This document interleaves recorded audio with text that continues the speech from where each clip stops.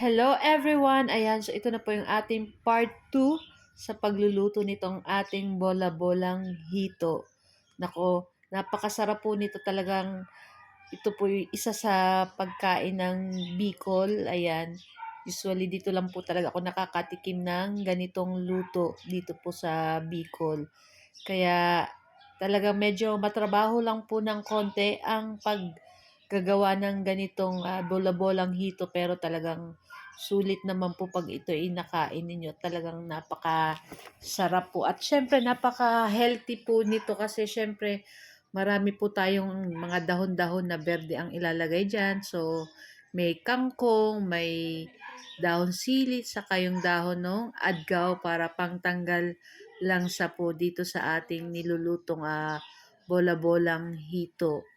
So yun na nga guys, so tara na at samahan nyo na po ako magluto and enjoy watching po. So kung bago pa lang po kayo sa aming channel or sa aming page, huwag niyo pong kalimutan sanang mag-like at mag-follow para palagi po kayong updated sa aming mga bagong video na i-upload.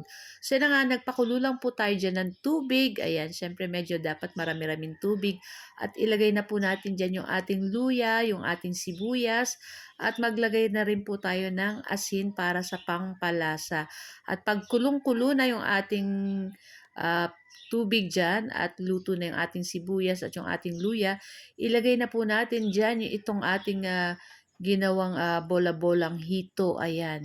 Hintayin lang po natin iyan lumutang, at pag lumutang na po yung ating bola-bolang hito, it means ay luto na po iyan. So makita nyo guys, ayan, lumutang na yung ating bola-bolang hito, kaya luto na po yan. So pwede na natin ilagay dyan yung ating dahon ng kangkong. Ayan.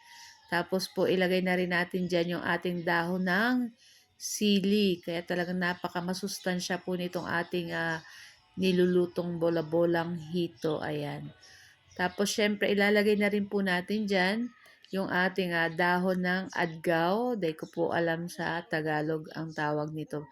So ito po ay usually niluluto talaga sa mga isda-isda kasi pantanggal po yan ng langsa. Ayan.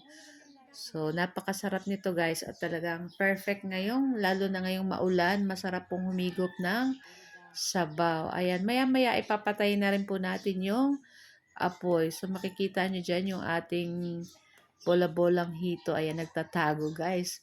Natatahuban or natatakpan itong ating mga dahon. So, maglalagay na rin po pala tayo dyan ng 3 pirasong siling pangsigang. At ayan na nga guys, kulong-kulo na to at pwede na rin natin itong patayin at i-transfer sa ating mangkok. Pero before yan, syempre, wag natin kalilimutan maglagay po nitong ating calamansi juice. So ito po ay talagang nilalagyan ng calamansi juice para may asim po yung ating sabaw ng bola-bolang hito. Ayan.